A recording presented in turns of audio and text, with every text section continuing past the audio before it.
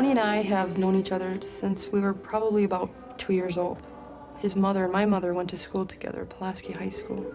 And our grandparents, when our parents were younger, you know, they played cards. So they were pretty good friends. I don't know, we just started seeing each other, you know, spending a lot of time at each other's houses, and he just asked me out, so I said, okay. We were crazy about each other. We had to spend a lot of time together, you know, and I could just picture myself spending the rest of my life with him. Our expectations were, I thought, you know, you find the man that you like and get married and have a family and get a house, little white picket fence, you know, those little fairy tale type things. Some of it came true, but some of it, as far as the bumpy roads, I didn't expect either. You know, I knew they weren't going to be all peaches and cream, but you don't think of all the bad things when you're younger.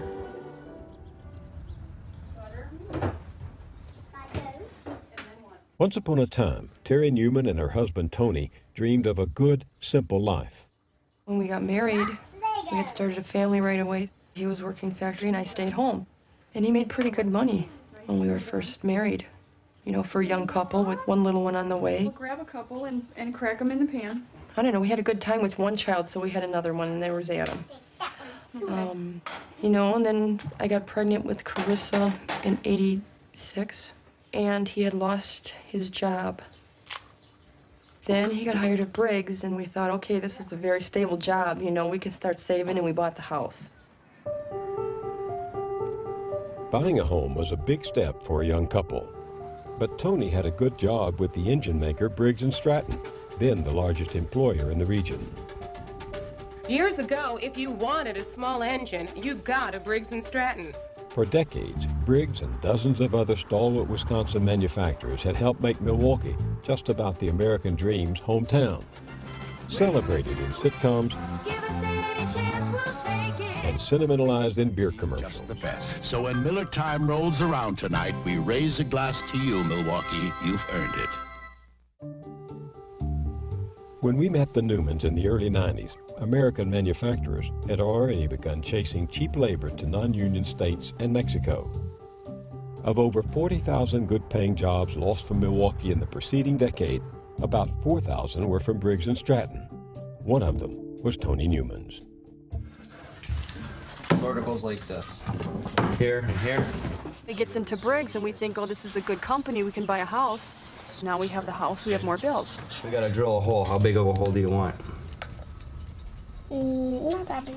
But it's either rent for the rest of your life or own, and we prefer to own. I mean... That's supposed to be the American dream. That's supposed to be the American dream. House, Where is job. it? Where is it? Tony had been making up to $18 an hour plus benefits. Now, the jobs available to a laid-off union worker commonly paid a fraction of that. I've applied over at grocery stores, hardware stores. There's McDonald's, Hardee's, Kohl's, Super America, Pizza Hut, Walmart, Sam's. Most of them will not pay $6 an hour. They're all less than $6 an hour. Little did they know, I need to live also. Thank you. Have a nice day. And one of these. And then you need a business card to call Mommy up. While her husband looked for work, Terry tried to bring in some extra money. She bought skincare products and then tried reselling them to her neighbors door to door. Look in the mirror and feel your face and say, well, you know, it's softer, the complexion, the color. Yeah. And that's basically why I wanted to share this with you. But she lost money on the deal, and their troubles just got worse.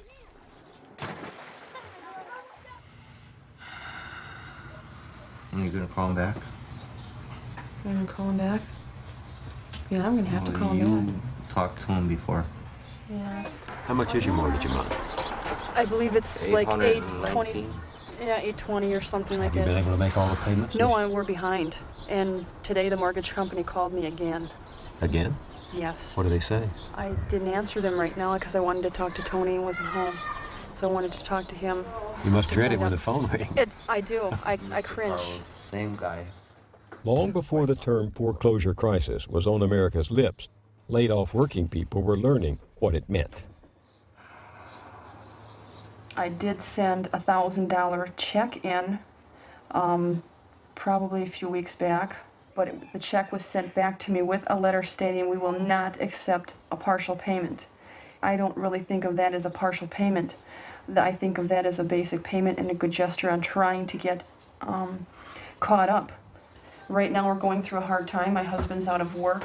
He went to school and he's looking for a job. And I'm basically just trying to buy a little time so we can get on our feet again, you know, so we can get caught up. I would think that this is just going to be a temporary thing, not a permanent thing, and I really don't want to lose my house. Or are you just trying to tell me that you have to foreclose on the house if I don't have that full amount? You would recommend it. Is he putting this on paper? I want to know, is he putting this on paper? Dear?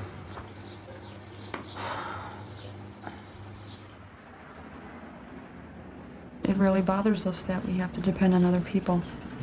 I just want to get up and do what I have to do. Just go in the car and go grocery shopping and have a normal life again. Holding in there okay? Mm-hmm. You got the peanut butter and the honey. I don't like having to go and ask and say I have no food in the house or something. Can you help me out? Where when you would go and work and get a paycheck and come home and support yourself. And you would be giving this food to other Right. people. Well, now, shoes on the other foot. Makes me feel very uncomfortable. I'd rather be on the giving side than the receiving. So you have peanut butter, flour, some pork here. I understand that if you put it over noodles or rice and maybe add a little onion, that's quite palatable. Oh, what happened to his ear? What, he wants to go back in his house? He doesn't like all you kids. He don't have He's no yelling. house. Oh, Come here. can you reach that high? Or you want me to do it? I want to hold him all the way over. Okay, you can hold him all the way over Come there. on. Come here. They've made comments to like, Mom, let's sell the bookshelf. They've got little baseball cards. Mom, I'll sell these. And that hurts. Okay, let him go in there. Because they're willing to sell their baseball cards to help their parents out. Okay.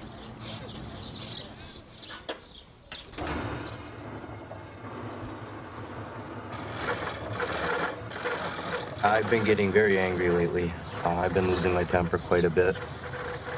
I've tried doing things. I work in a garage on woodworking things when I get angry, and that helps once in a while. I'm having a hard time dealing with this. Just kidding, big guy. What are you doing today? How do you deal with this pressure, the anger, the I can't. It's very difficult. Yeah, our marriage is really on the rocks. This is a really difficult time. This is a real difficult time. I've been thinking about a divorce now for a while. Why? I can't deal with the situation.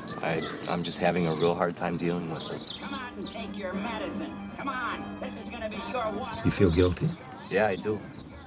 I feel I should be supporting my family. You think he really wants a divorce, or is So this just he'll- an escape? I think it's an escape, and I just think he figures it's an easy way out. But really, the problems are still going to be there because he's still going to have to support us, and I feel it's going to be worse. I just feel it's just a tough time, and if we can just get through this, you know, then we'll be back to the life that we had before.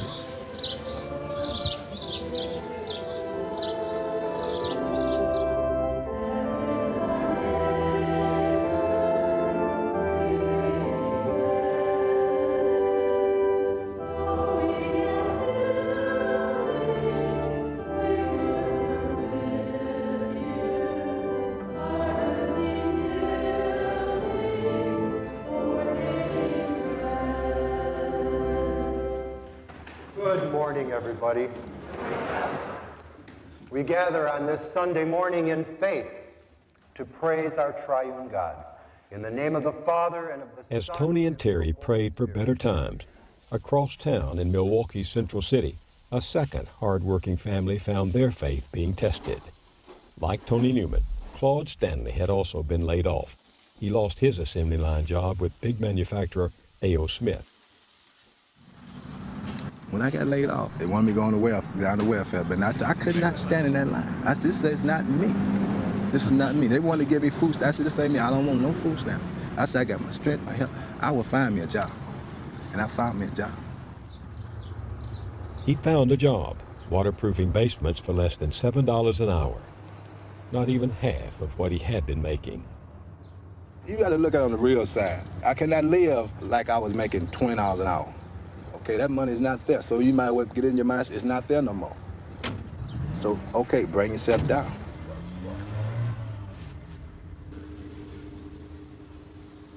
Claude and his wife Jackie were raising 5 kids. Their daughter Nicole, about to enter college when we met her. The oldest son, Keith.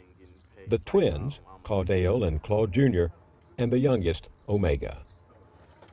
I think the hardest time is when you have to worry about coming home, like I said, always coming home, and then there's a bill on the door saying the water's cut off, or there's the guy just called saying you can cut off the phone, or the electricity's off, and you have to wait for a couple of days until mom and dad can get enough money to put it back on.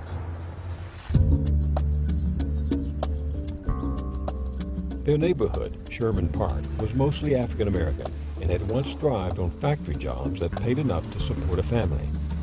Now those jobs were disappearing, and people here were trying to figure out what to do next. People like Jackie Stanley, who had lost her job at Briggs.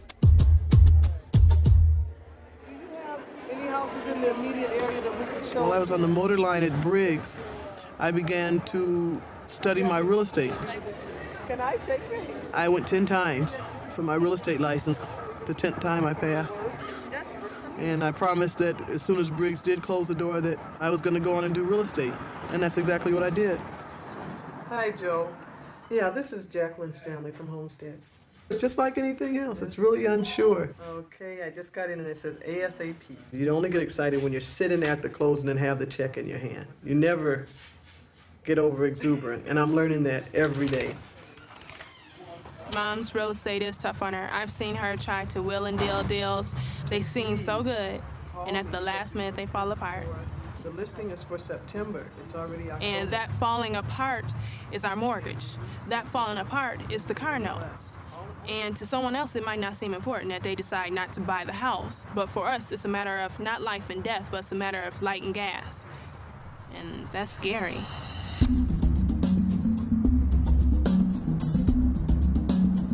As good jobs left town, the number of African Americans in poverty increased from about 25% in the 1970s to over 40% in the early 90s.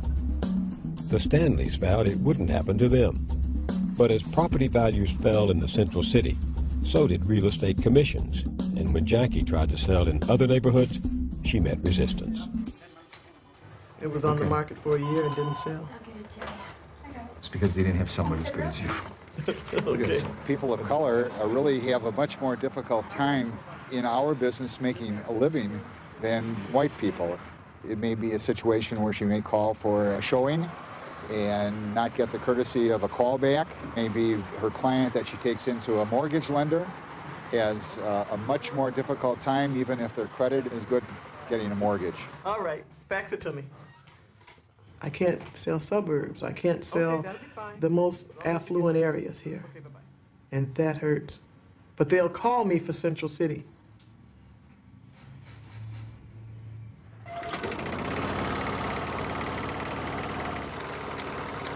You talk to your friends, they always say, well, I'm going doing this summer. Well, how about you? And you're like, well, I'm doing working. That's all you can say right now is I'm working.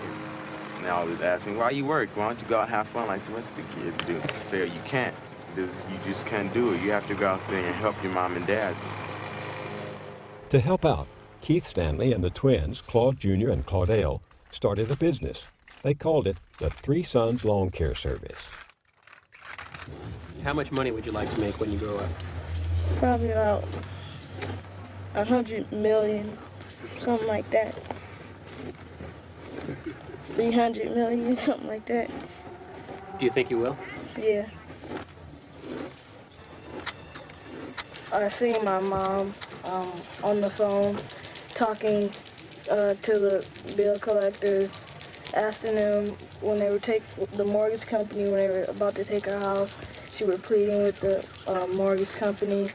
She asked the bill collector to keep the light and sometimes the gas on. And that makes me want to do more, a lot more.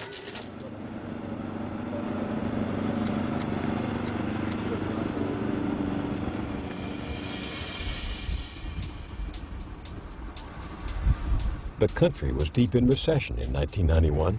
The president predicted it wouldn't last. We will get this recession behind us and return to growth soon. We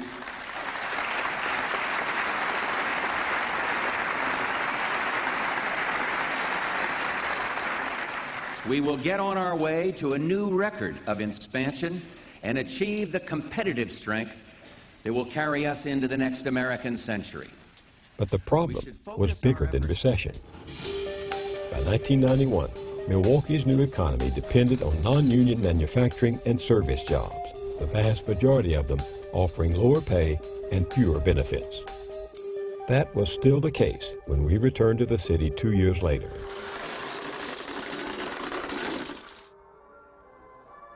But by the beginning of 1993, there were expectations that things were about to turn around. I, William Jefferson Clinton, do solemnly swear, and will, to the best of my ability, preserve, protect, and defend the Constitution of the United States. So help me God. Congratulations. From the way he ran his campaign, it was more like he would concentrate on America than Mexico, Europe, Africa, Asia.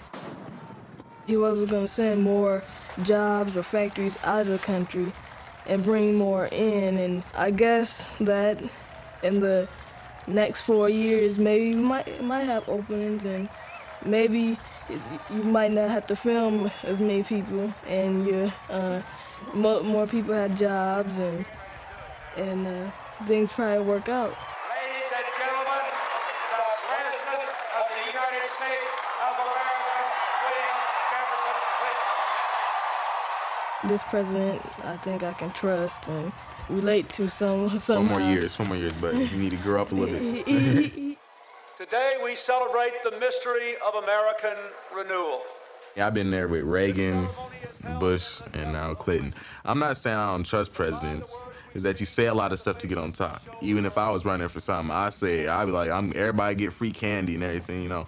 So you say a lot of stuff to get on top. We inherit an economy that is still the world's strongest, but is weakened by business failures, stagnant wages, increasing... I think if they work on jobs first, a lot of people would probably be more energized, you know.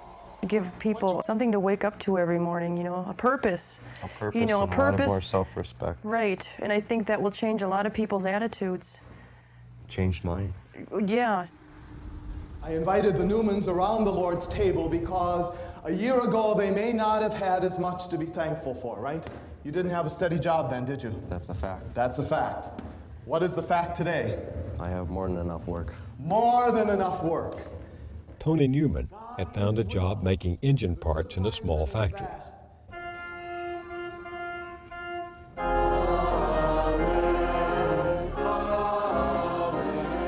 Like many in the new light manufacturing sector, the job was non-union. It paid $8.25 an hour with no benefits. It got the Newmans back on their feet, but it wouldn't balance their books.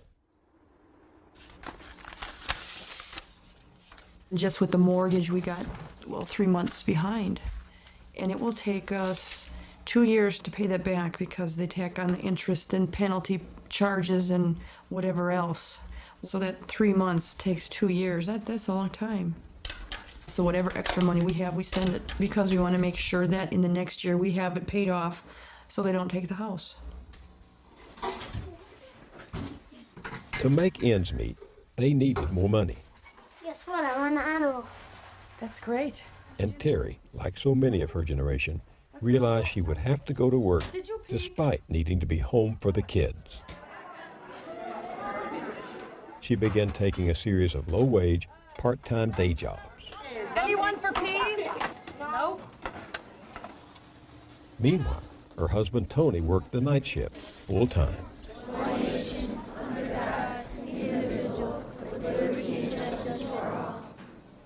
Tonight is Boy Scouts. They have a PAC meeting once a month where all of the dens get all together and they come. Adam Newman has passed uniform inspection. Congratulations, Adam. They have their awards being passed out on that night. So this is kind of like a big night. Daniel Newman, please come up with your mom or dad or both. That's one thing Tony misses because he used to be very involved in Scouts. So he had to give that up. Good job, Daniel.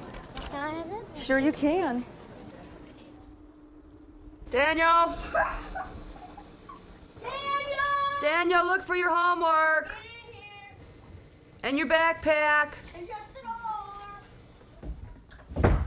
With me working and Tony working, we had different shifts and we weren't all together all the time at the same time. Carissa, where How is can he it? lose a backpack? Daniel started getting very quiet and kept to himself a lot, and his attitude just changed a little bit. You know, he got really distant.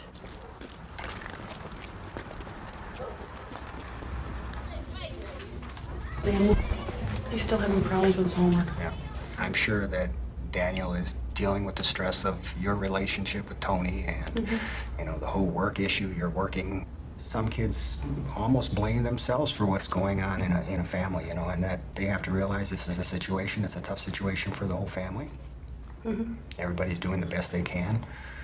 You love him, you're there for him, and you'll always be there for him. Right. Check out the board, please. A lot of our children here at school are getting themselves up in the morning, coming home to an empty house at night. Another mistake there, Danny McKenna. Ideally, we would have a parent there to get a kid off and someone there to receive them when they come home at night, but that's, you know, in the fairyland world, I guess, and, you know, we do what we have to do to survive. Danny Newman.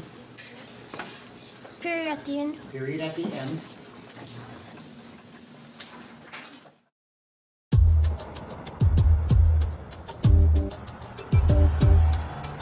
Even as working people like the Newmans were just hanging on, the new economy was on the upswing, the stock market was on the rise, and for investors, the good times were roaring back.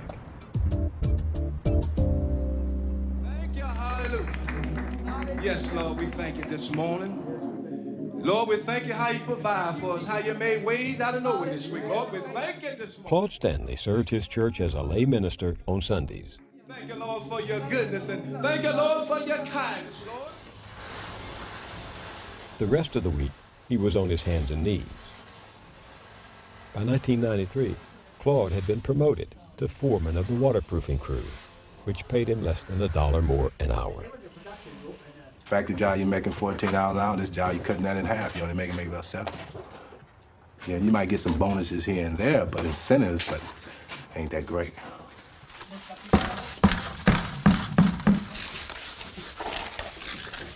I think he made about 35, 40 at Smith. At Smith, yeah. And I made 35 and 40. At Briggs. And that's so we're about half of that. If we made what we made at Briggs and Smith right now, we would be really well off. House would be paid for, car paid for, kids at least have some kind of college funds built up. But we look on each other for our strength. You know, some days she have bad days, some days I have bad days. But like if I'm not producing, she's producing. And when I can't get, then I do, she do, I do. We try to find a way to make ends meet. You got some family probably say, "How did we make it?" How do we make it? We don't even know sometimes. How do you make it? We just keep holding on. We shop. I found out that there are grocery stores here that have food half price on Mondays. We rummage. Oh my goodness, some Guess jeans. Mega. These are $70 in the store. Look at that. I come here because I work with a lot of people every day. They come in the offices from the cologne to the shoes. They look gorgeous, and I can't afford what they wear. For $24, this one I want. This is for work. My accessories that I wear, they're like $5, $10 to $20 earrings. I pay 99 cents. This is something you would wear, probably. Something I would wear? No, I think Elvis Presley would wear it. No, I wouldn't wear that. Nobody wants to be around somebody that doesn't have themselves together. Even if you have to, as one broker wrote me and said, fake it till you make it. And that's what we do in the Stanley household. We wear exactly what the people on Lake Drive wears. 6303. Because that's the very same house. Yeah. Are you planning on keep the hedges on there?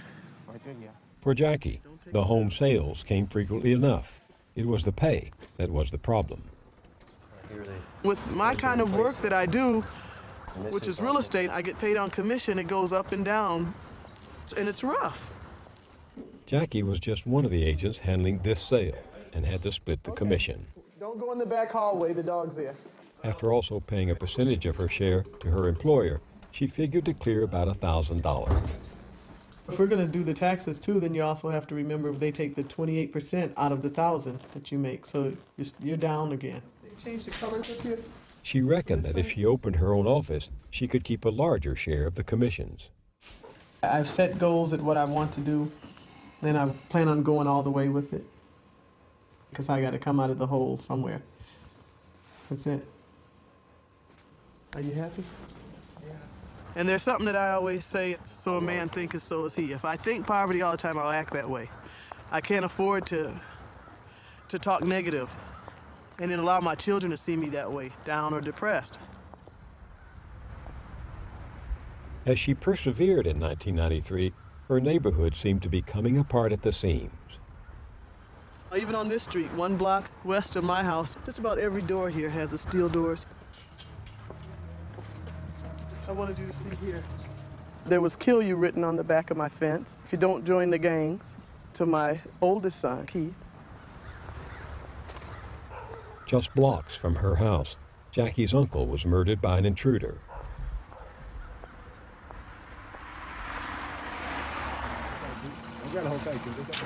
All I could tell him is keep trying. Every day, I have to encourage myself and I have to encourage them. Many times Keith has said to me, "What's the use, Mom? He did a 3.5. What does it matter?" And I said, "You gotta keep going."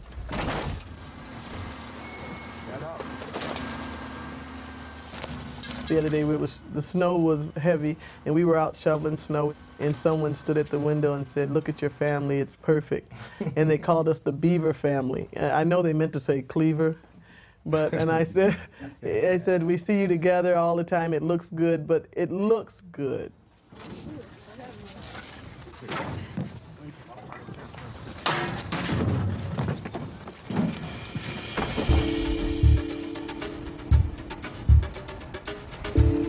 Two years later, in 1995, getting a job wasn't the problem anymore in Milwaukee.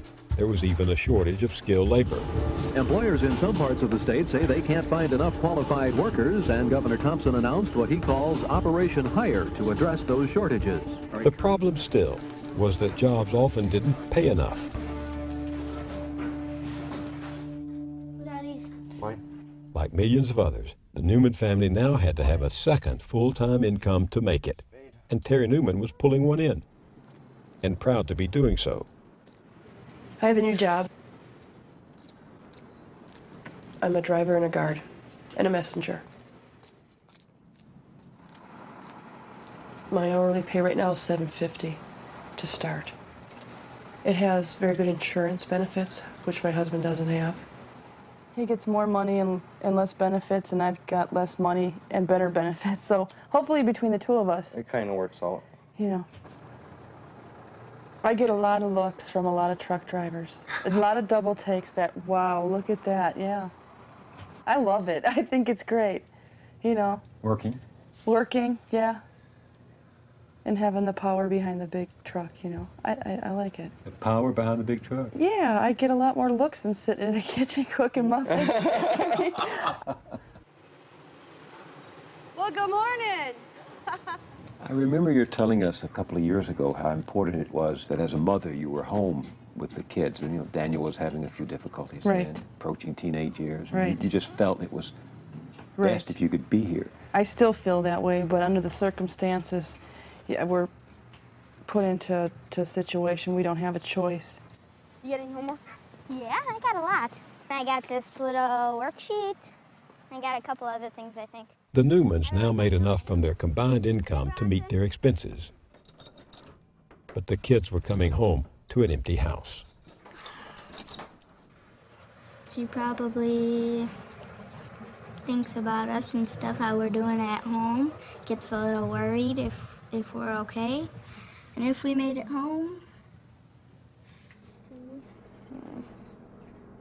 What about the neighborhood? You're not the only family around, I guess, where both husband and wife are working? No. Where kids are coming home by themselves? There's a lot of kids around here that are like that. There's quite a bit of commotion as far as the kids that are around here doing pretty much what they want. Because they're not supervised. Yeah, they're never supervised. The parents aren't here to supervise them, and that's the reason why you have so much teenage shenanigans or violence. That's what I'm worried about. I want my kids to grow up to be good kids. Yeah, I want good children. So you're betting on the fact that the kids will come through without you being here? I've tried to bring them up right and to teach them from right from wrong. And I'm just hoping that they will carry these values through all of this. I hope they've learned something from this. How hard it is and how difficult it is and how everybody needs to make sacrifices, including them. This is how it is and this is what we have to do in order to get through this and make it.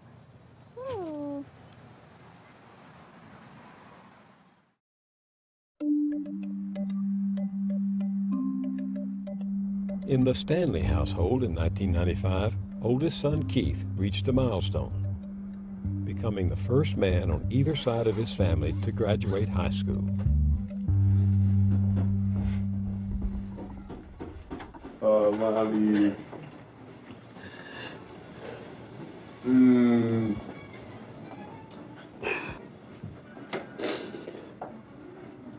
I've been talking for years. I can't talk now. You're the first one. Keith Kenyatta Stanley.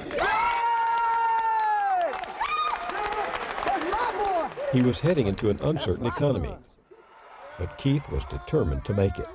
That meant college, and in the fall, he enrolled at Alabama State University. How do you afford to keep Keith in college? I negotiated 2 transactions and closed them the day before he left. And you're talking about a prayer. Jackie's commissions only paid for part of the tuition. They would have to find the balance somehow. What does it take you a year down there for him? It's $7,000 a year. Keith? Hi. How you doing? Is he going to be able to make it this year? I just received a letter that I have to pay $1,300 now, or Keith will have to be put out in 48 hours. We were concerned about this letter that came from your school. But again, God came through again. Keith had applied for a lot of charge cards before he left. We came up with something. Oh, that's so sweet. I could tell you've been down south a long time. You're saying yes, ma'am. Your Discover card came in. I called the Discover card people and I told them we wanted a cash advance. Most people, when they pray, expect God to give them a miracle. What you got was a $1,000 credit with 18% interest rate. But it'll tie me over until I can get the miracle. So then this semester is taken care of. You hear me? All right, I love you. It's called Rob Peter to Pay Paul. And I'm robbing Peter so much that Peter is just standing there. Send it to the bank. The Stanleys were like millions of others trying to survive the good times of the 90s. Living on credit became a way of life. Over that decade, credit card debt for the average American family increased by 53%. For low-income families, it was 184%. And the paychecks weren't getting any bigger. Claude Stanley was making about the same in '95 as he had been 2 years earlier. As a supervisor, he did have modest health benefits. Sean, why don't you take us on this side? Those he supervised, they weren't so lucky. What do these guys do for health care? There's no benefits. That's the main thing, no benefits. When crisis hit, Claude's benefits proved insufficient. A serious lung infection required an extended stay in the hospital and kept him out of work for 2 months.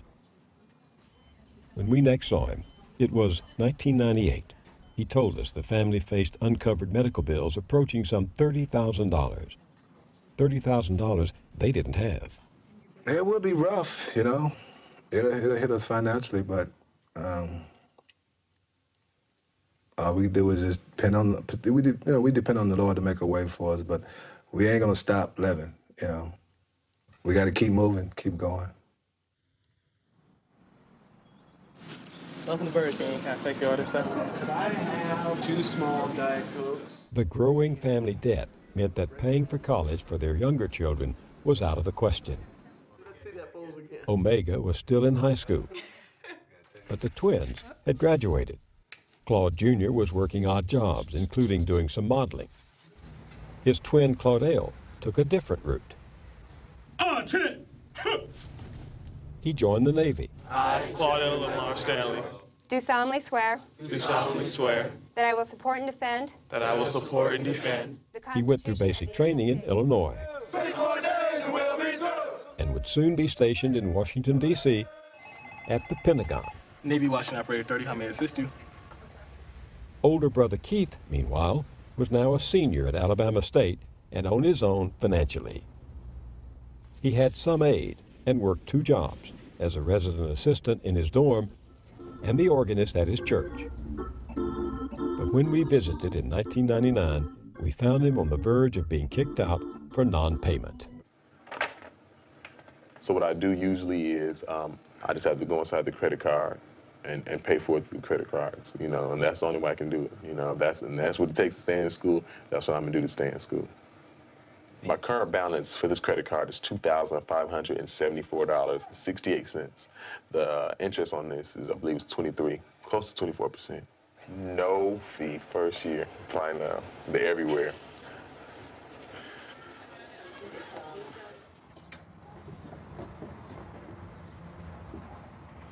Back home in Milwaukee, Keith's parents had decided to strike out on their own to become entrepreneurs.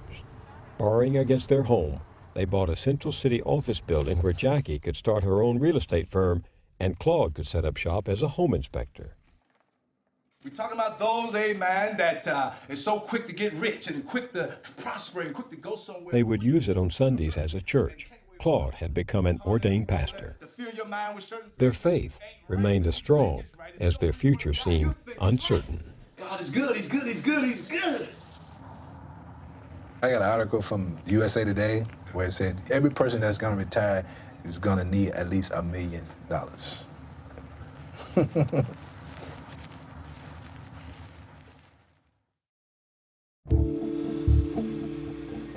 Across town, the Newmans were trying to cope with the toll on family life exacted by their different hours and demands at work, especially since Tony was still mostly working the night shift. It takes a little getting used to. It seems like you only get somewhere between 4 and 6 hours of real sleep, and you have to be able to live off of that. Sometimes I like him to help me on homework, but since he's on 3rd shift, he can't really help me a whole lot because he's normally sleeping, and when we wake him up, he gets really irritable. He's kind of crabby. I already told you, food is going to be off limits in your room if I see this. The only time I get to see him is towards the time I'm going to bed. And that's it. That's when I have to ask him all my quick questions on if I can do stuff or I need him to sign papers for school. And then I normally go to bed right after that. Actually, I would prefer to have a real life on 1st shift. I would really like to sit down and have a nice dinner with the family every day. I would really enjoy that. Terry and I are never really together for any period of time. We're not really getting along like we used to. We don't sleep together anymore. It stinks.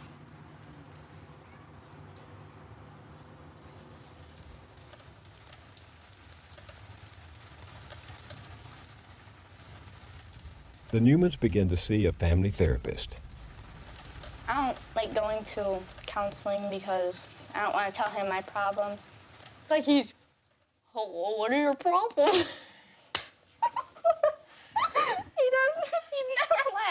so funny. Well, he's serious. He wants to get to the root of the problem. And Dad even said that we weren't going to go to any more, and then you guys scheduled another one. And I told the boys that we weren't going to have any more, and they got all happy. Because the boys don't like coming to these things either.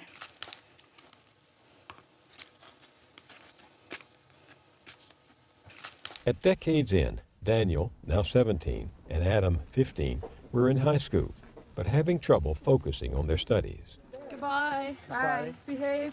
Be in by curfew. Okay. Okay, I'm going to work now. Terry left the armored car job for one that paid more, $15 an hour instead of $9. But her schedule was utterly unpredictable. Sometimes she worked from 4 in the morning to noon and might have to come back the same evening and work the overnight. She was always on call to report to work on just 2 hours' notice.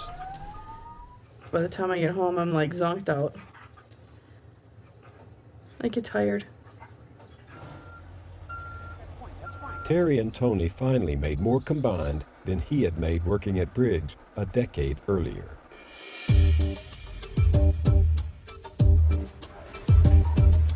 But despite all the hard work, these two American families had barely survived one of the most prosperous decades in our history. We began the new century with over 20 million new jobs, the fastest economic growth in more than 30 years, the lowest unemployment rates in 30 years. We have built a new economy.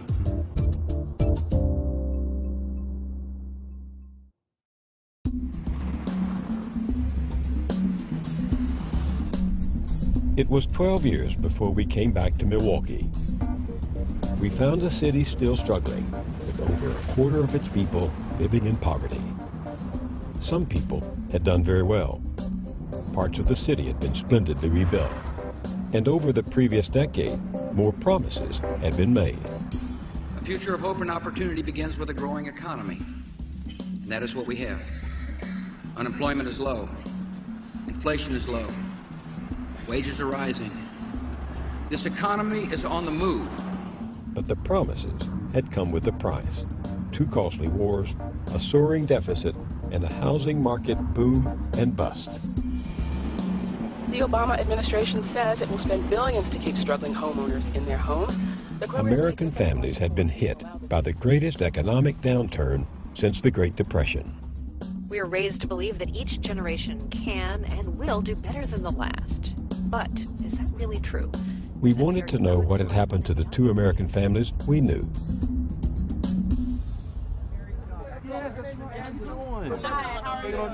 We found Jackie Stanley outside her church.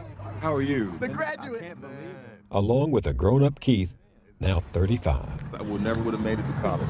Never would have made it to college on my own. But Jackie quickly confided that when we called her to see about filming again, she almost said no. I was telling Kathy I thought I was a failure. I literally thought I was a failure because I didn't do it. We went backwards. She said that after suffering some health problems, she had quit doing real estate altogether, that her dream of having her own office had come to nothing, that she hadn't done enough to make it happen. And I don't know, I really was ashamed. Sometimes we're going to go through some things, praise God, and God ain't going to bring it out like you think it ought to come out, the way you want it to come out. Turns out Claude's entrepreneurial efforts hadn't worked out either. You might be on your job sometime and you hear about a layoff finna happen, and you might go home and pray all week, say, Lord, don't let that happen to this place. I want to keep my job. And guess what? Guess what? You get laid off anyhow, the place closed down, guess what? You got to praise God anyhow. Glory to God. Hallelujah. Thank you, Jesus. God is good. So now the couple was surviving on a job Claude had taken with the city of Milwaukee. How did you find the work with the city?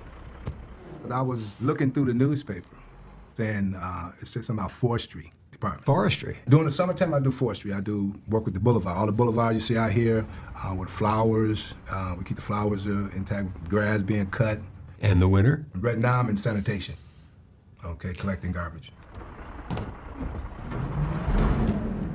That's hard work. Yes, it is, Bill.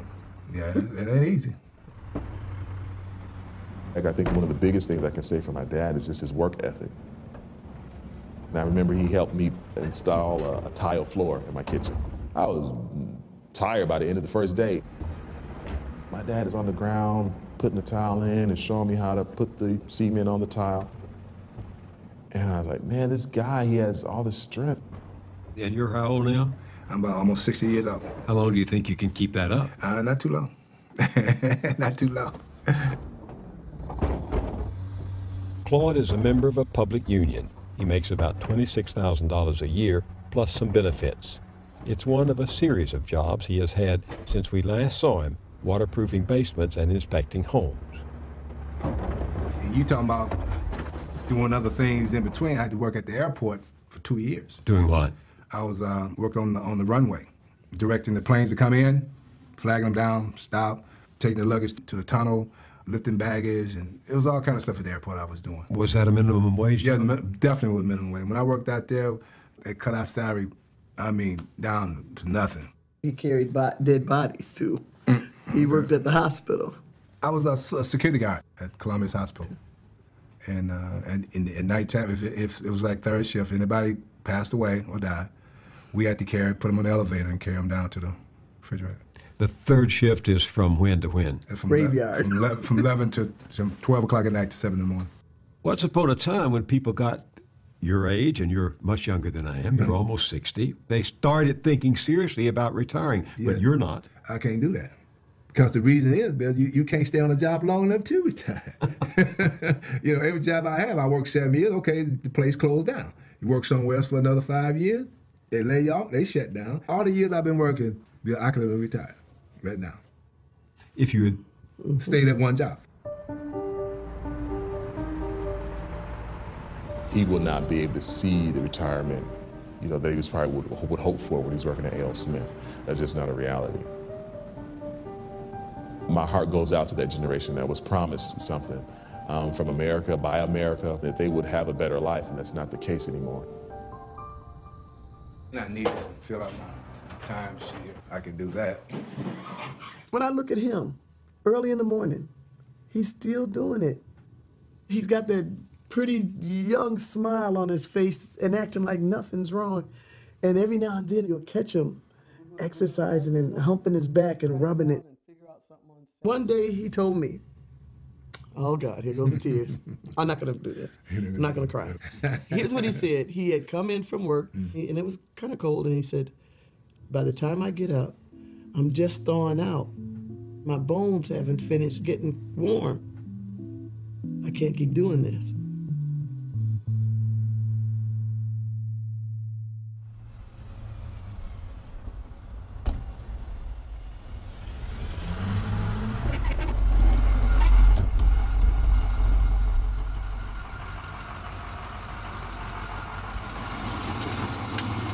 Hey, Dill, are you in a good mood today? Dylan! He's not in a very good mood. I think his bus drive was too long, and he's getting antsy and has to go potty. Probably. Yeah. When we next met Terry Newman, we found she had lost her warehouse job some 5 years before. She had searched unsuccessfully for a new warehouse or manufacturing position, but couldn't find one. So in 2008, she had retrained to become a nurse's assistant and home health care aide. Now 49 years old, she was working part-time in a suburb just west of Milwaukee. Ready? 1, 2, 3. There you are. Taking care of a 16-year-old, Dylan Soper. Oh, I've been probably doing this for probably 19 months I've been here. What? You think that's funny? What's so funny, Dill? He thinks he's funny sometimes. He'll put his feet up on me, and I'll say, I don't want those stinky feet. I don't want those stinky feet. I don't want those stinky feet. The job paid when I first started $8 an hour, and now I'm getting $9 an hour. I'm at 24 hours a week. Where's Dylan? How do you survive on $9 an hour? You can't. If you want a house and if you want that American dream, it's impossible.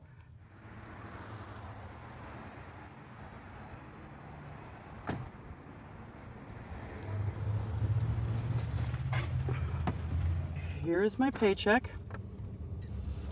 This is a 2-week paycheck. So year to date, what are we talking here, November? That's what I made, $9,646.89. That's poverty.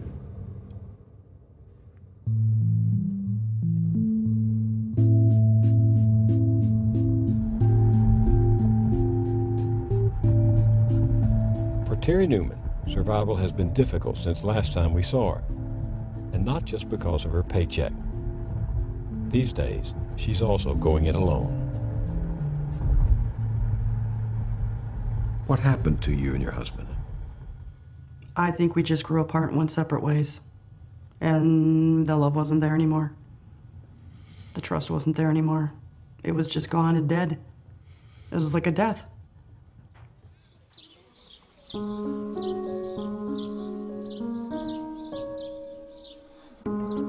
Tony Newman told us he had lost his factory job and had been doing construction and handyman work in and out of Milwaukee. He declined to talk on camera. Terry, meanwhile, said she never gave up searching for a full-time job. I need more hours. That's what I need. And I'm working on that.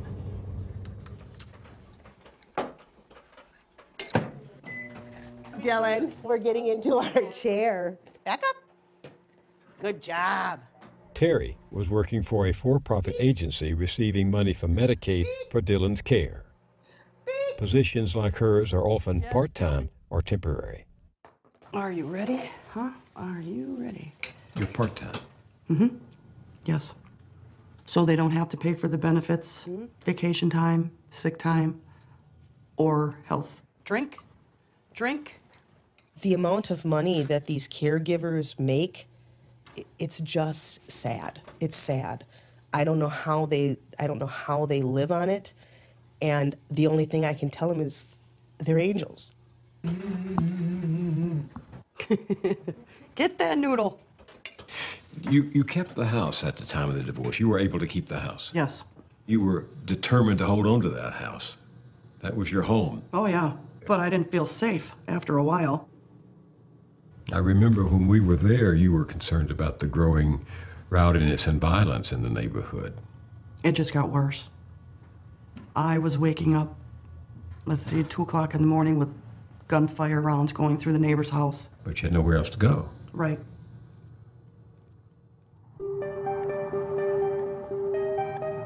Terry had survived the wave of home foreclosures that hit some 16,000 Milwaukee property owners between 2008 and 2010. But by 2011, divorced and working part-time, she simply couldn't afford to make her home payments anymore. She was real quiet, and, you know, I could tell that she was down. And I finally came to her and I said, what's going on? You know, you seem like you're really down, like you're really tired, like you're exhausted, like you just have a really heavy, something's heavy on your mind. I said, is everything okay with your family? I think she felt embarrassed, which she shouldn't have. I think that she didn't feel like she wanted to talk about it. But as the summer went on, it was a horrible time for Terry. Dear occupant, please take notice.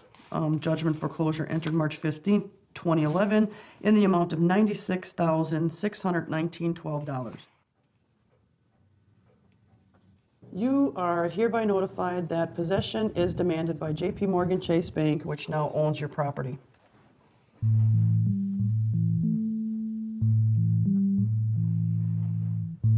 How long did you stay in the house? I lived there for 24 years.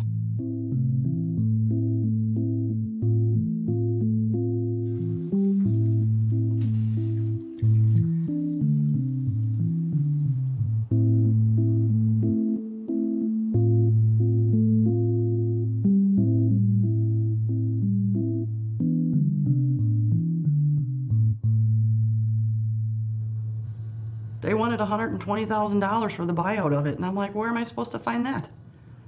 You know, so it goes into foreclosure, and you can sell it for, what, $30,000? Are you serious? You can't lower my payments or my interest rates so I can stay in my house?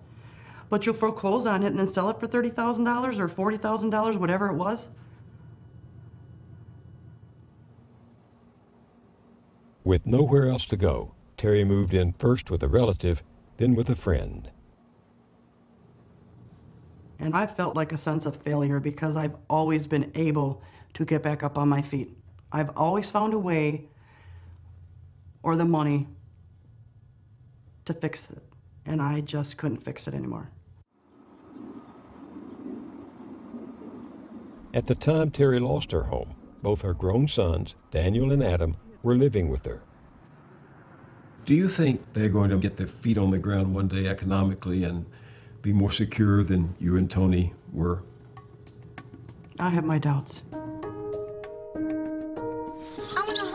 Okay, you can hold them all the way over there. Adam Newman has passed uniform inspection. Adam Newman, Terry's middle son, is now 28. We found him working for a lawn care company. I've been doing it for about a year now, and I like this job. It's nice. I like being outside. It keeps me in shape. I get paid like $9 an hour, usually 40 hours a week. Right now, there's no benefits or insurance, so that's the downfall of the job.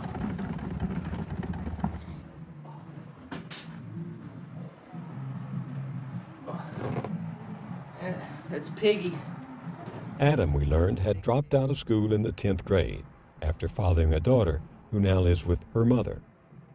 I wish I would have, stayed in school and, found something that I was good at and, for a stable job in that sense. But after I had my kid at a young age, I had to work, and I couldn't work and go to school at the same time. He lives just south of Milwaukee in an apartment complex where he met his current girlfriend. They are expecting a child. This is your second child? Second. Yeah. How old's the first one now? 11. And bill it paycheck to paycheck, child support, rent, electric, food. But they still call me middle class, but I don't see that. Adam's brother Daniel, Terry's oldest, is now 29. He's an auto mechanic, currently unemployed. I've seen it done before, too, where you fill up the syringe with brake fluid. Like so many Milwaukeeans of the past few decades, including his father, Daniel was looking to upgrade his skills to help him get work. So he went back to school for retraining at one of the region's many technical colleges. How are you doing here, young man? All right. Studying automotive technology. Had to take the cross member out in order to get this out. Very good. Daniel! Daniel, look for your homework. We asked Daniel about the past, about the difficulties in his family that he had witnessed growing up. I really wasn't paying too much attention to it. I was busy, in school and being a kid. None of that stuff really mattered to me, because I didn't know. But now that I'm older and all this, it makes sense. Now I'm going through the same thing. Daniel has 3 kids of his own to help support. They live with their mothers. He gets by with unemployment and state food assistance. He's had no home since his mother lost the house and now lives with a friend. He says he will start his own auto repair shop when he gets out of school, and he knows how he'd like to run it. What I say is, you keep your employees happy, your company will grow. If you keep treating your employees like crap and, they just keep taking from them just because you want to get richer and richer and pay them less, that's not the way to go. Because, the economy is so bad right now. A lot of people don't have money and stuff. And the world is just going all downhill right now. All this stuff going on here in Milwaukee, all these shootings and all that. They just had another shooting out there, even in a nice neighborhood over there in Brookfield. I have my concealed carry. I carry everywhere I go. You really don't have to want to use it, but if you have to, you have something to protect yourself and your family and friends around you. With this kind of economy that we have now, low wage, no benefit job, do you think that Dan and Adam have a shot at having, raising a family, having a home? I don't see them getting a home because they're struggling from paycheck to paycheck. I had the home before the job loss, But for them to try to save to get a home now, I don't foresee that. Plus raising kids. How about Carissa? How's she doing? And she's how old now? 26. And one of these. And then you need a business card to call Mommy up. When I was younger, I just knew we didn't have money. And money is how the world goes round. You can't buy anything else. You don't have enough money. A lot of people have clothes every school year. They have a new pair of shoes or several pairs of shoes. And I decided when I was younger that I wanted to be able to say I have money in the bank.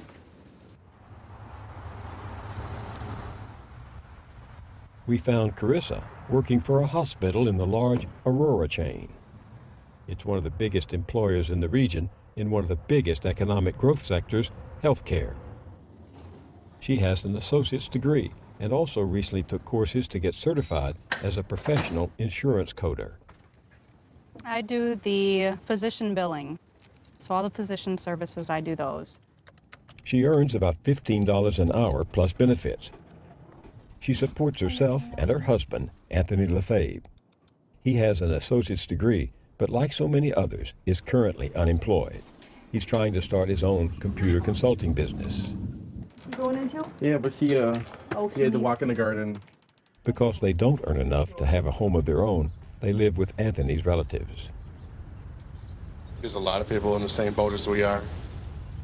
My uncle down in Florida, he was in the real estate selling $1 million condos. And I don't think he's doing too well. No. I mean, he even lost the house he was living in. Drive around any neighborhood, see how many people are living in the houses to try to help support each other. There's a lot of vacant houses. You know, a lot of people lost their houses. You know, my mom being one of them.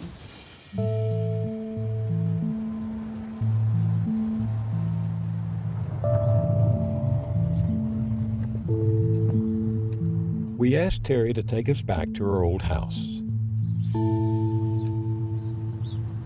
So this is it. The people living there invited us in. We recently just got this place early September, and so we just got it fixed up. We still need a lot of repairs. Ku Yang and Lu Lao bought Terry's house in a foreclosure sale for about $38,000. Can I take a look around? Go right ahead. Yeah, go ahead. This was my room.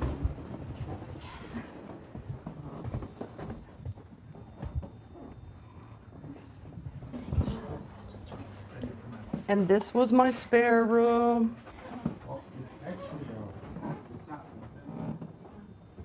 And this is where my grandkids would sleep when they'd come to visit me. And then this was the other room that my granddaughter would stay in when she would come visit me.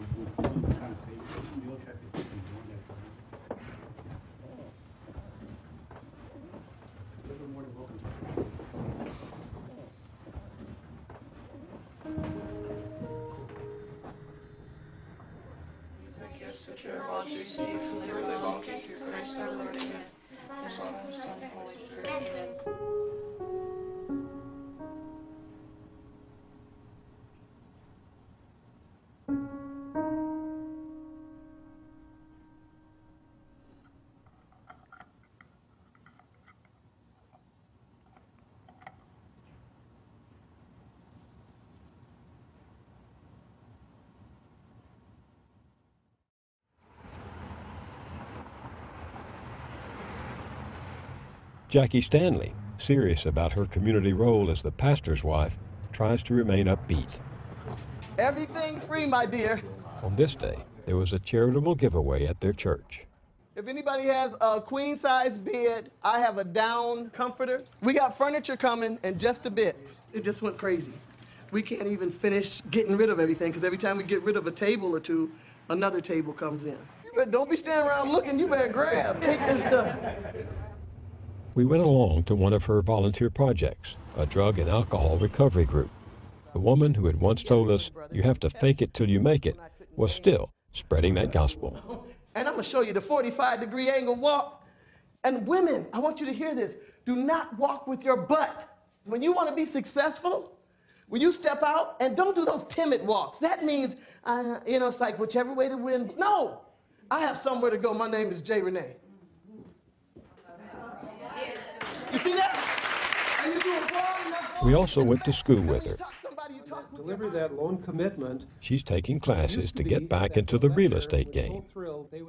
And I know I'm good. I can walk out here and I guarantee an Eskimo will buy some ice, even if I brought it out of my refrigerator. They're going to buy it. But the private Jackie was less self-assured. Do you feel like a failure today? Yes.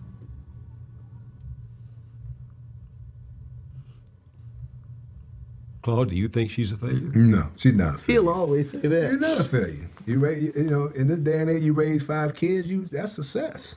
Get jobs and make your own decisions. But even the Bible says leave heirs. You gotta, you must leave something, Do you think your children feel that you're a failure?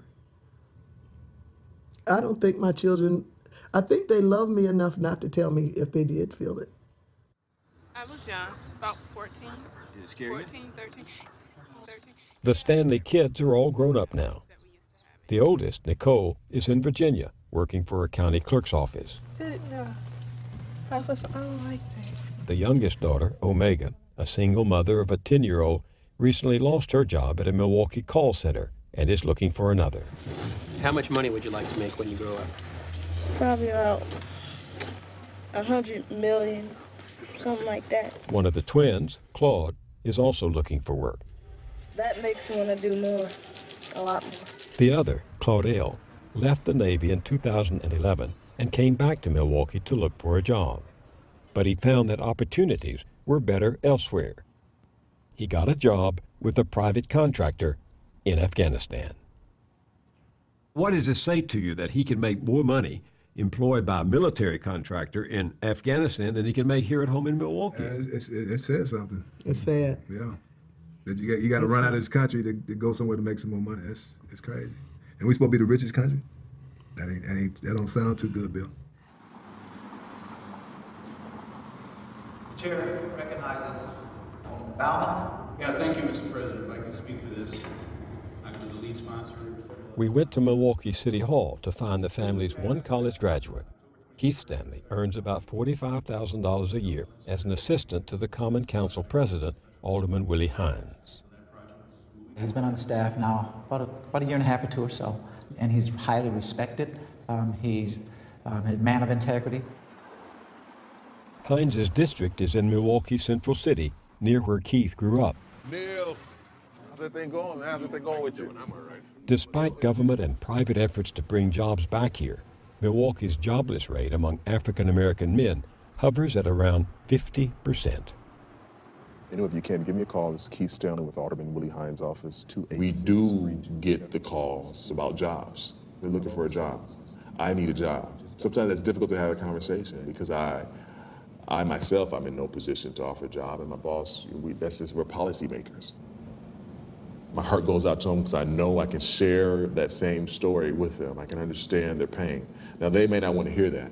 A lot of times, oh, you're working at the city and you don't understand. A lot of times I wish I could stop and say, no, I definitely understand. I definitely understand dealing with struggle when, your parents just don't have enough. My parents spent a lot of time and energy in us and making us who we are. There are people that look like me, that live where I live, and who are now dealing with situations and struggles that I never have seen. I've never seen the inside of a jail. I can't tell you what a gun looks like. I don't know what drugs or even alcohol looks like. And I have to give all that credit to my dad, along with my mom. And they put the fear of God in us. You have to work hard. You have to look people in the eye. Tell me about Keith. He's gone far. He's beyond our expectation. But Keith has told me a lot of times, Mom, I don't want to be like you and Dad. Meaning? Bill, when it's time to eat, they want to eat. They don't want to do like Dad and I and start, making excuses why you're not hungry. We're going to keep filling the racks. Go by color, not by size. Go by color. Inspired by my parents, but that's also made me make a lot of tough decisions where I said, I'm not going to make those decisions because I don't want that to affect my life. Look for the blue, don't look for the brown. One of the decisions Keith has made is to hold off on getting married and having kids. I want to make sure I can control my destiny. That's including not having children at a certain age. I would love to say I want to bring in a child in the world, but until I have myself together, I'm confident and believe that I have myself together. And people say there's no perfect time to have a kid. I know that. But there's been too many struggles I saw. And for me, it's like, can I make that sacrifice? And if I do, maybe one kid, maybe a dog right now. That's why I got Spike, so that's it. Knowing what growing up without money is like, Keith takes extra jobs to make sure he's never in the same fix. He's a landlord, collecting rents on this building he bought just up the street from his parents' storefront church.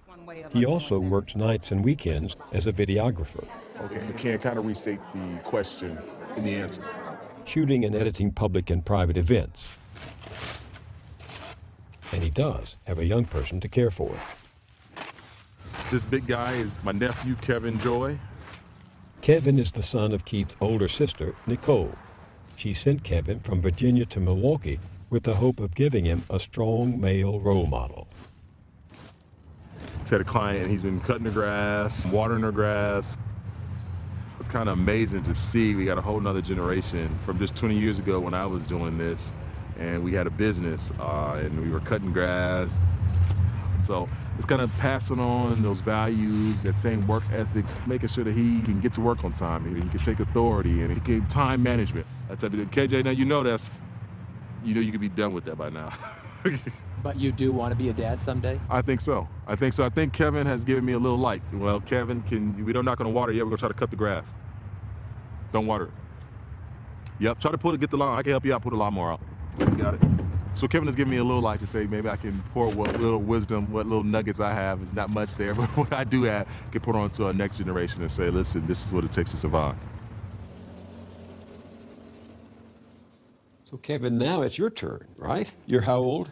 I'm 16. And what are your ambitions? What do you want to do with yourself? There's nothing else I want to do but go to college. And what have you learned about your grandparents? Man, they're just resilient. I mean, they're the people that you look at and you can keep hitting them, knocking them down, breaking them to pieces, ripping them apart, burn them, but they'll still be there. They're kind of indestructible. Sometimes you're gonna go through some things to get where you're trying to go. Do all that you can, but still praise God. How much has your faith been an anchor for you during this difficult time? Oh, that's a big anchor. That's what gets me up in the morning, Bill. That's what keeps me going. I believe that something's gonna happen.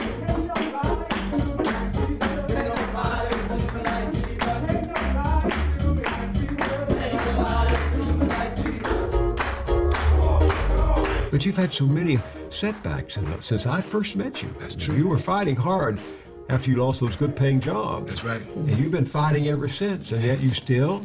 Still, Bill. Still praise the Lord. I still believe there's something for us. And I would interject it saying, what else? We have no other choice. Can't nobody do me like Jesus. Can't nobody do me like Jesus. Can't nobody do me like Jesus.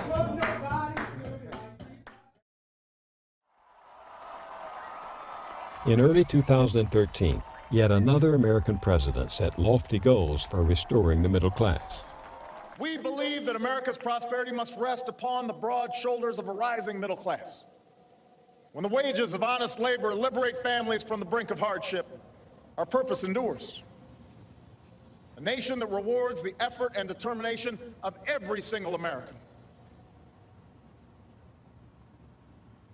What you've lost, your home, your husband, a livable, decent income. People say to me, how does she keep going? Where does she get that spirit? How does she do it? My grandfather always said, when I was 14, you never let the devil win. Never let the devil win. I'm still determined. You know, I'm not going to give up. Do you think you'll ever be financially secure? The way the economy is going now, I don't think anybody's going to be financially secured. Truthfully. And you're Not And even. we'll just work until we collapse and keel over and die.